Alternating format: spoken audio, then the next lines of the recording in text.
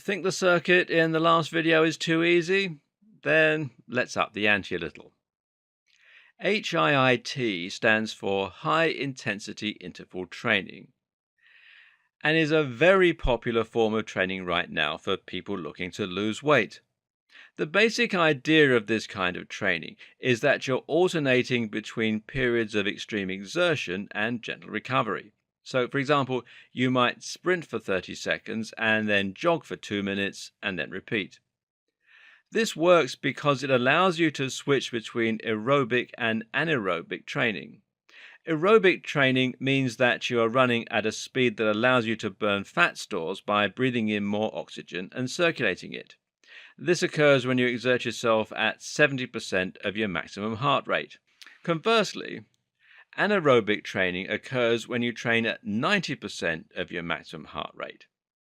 At this point, you are exercising far too quickly in order to burn fat, so you burn sugar in the blood instead. When you do this, it means that you use up all that available sugar, and from that point onwards, your body can only use fat stores. It also means that you carry on burning fat throughout the rest of the day as you have lower blood sugar. There's more to this as well. HIIT allows you to exert yourself more in a shorter time frame, thereby making the form of exercise much more practical and meaning that you're more likely to squeeze it into a busy schedule and to get more benefit from it. Of course, this can be applied to bodyweight training, which is already more effective than just cardio, it's resistance cardio, and which also triggers an anabolic response. This is the perfect storm for weight loss, and it need only take you 4 minutes a day. The Tabata protocol is one of the best techniques available for utilizing HIIT, and it takes just 4 minutes. The idea is simple: 30 seconds of exercise, 30 seconds of rest, and you repeat this 8 times. Sounds easy, but it's absolutely brutal by the end as long as you're training with full intensity. Good examples of things you can do include tuck jumps, press ups, pull ups. This is not easy at all though, or clapping push ups. As you progress, you can also use the Tabata protocol in conjunction with active recovery. Now, that means instead of resting for 30 seconds, you're now going to hold plank or do sit ups or some form of light bodyweight training. Now, don't try this until you've been doing SSE for a while or regular circuits. When you first try it, only do it for 2 minutes.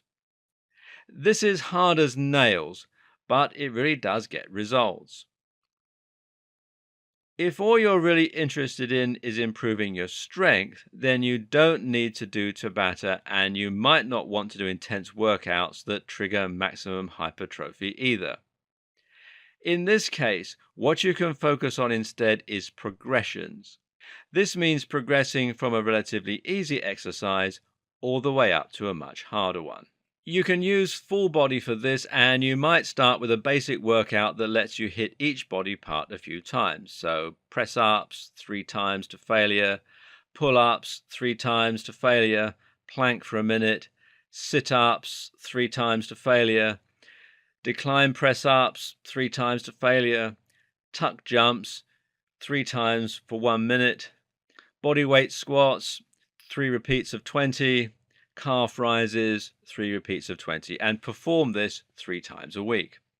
Then, once you start being able to do these lots of times, you can begin to increase the challenge. Instead of doing press ups, you may start doing clapping press ups or rocking press ups. You'll find descriptions of these later.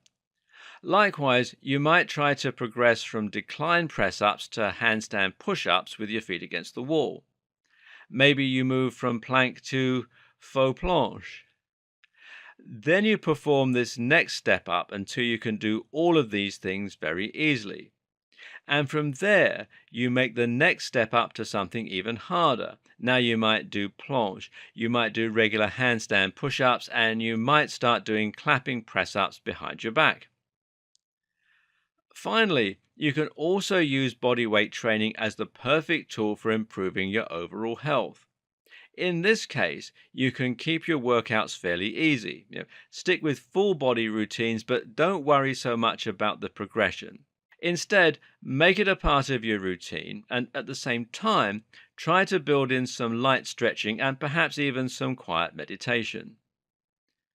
For overall health, what's really important is just that you move and that you actually use your body. Many of us aren't capable of performing a full squat movement with our heels flat on the floor, and this is indicative of severe flexibility issues. Try getting around that problem by performing bodyweight squats and going all the way to the ground. Likewise, try to add in some cardio moves like tuck jumps to get the heart beating. Go at your own pace. At this point, you've learned how many of these moves are affecting your body. So, all that's left to do is to find the goals you want to shoot for and to gently introduce the right training into your routine.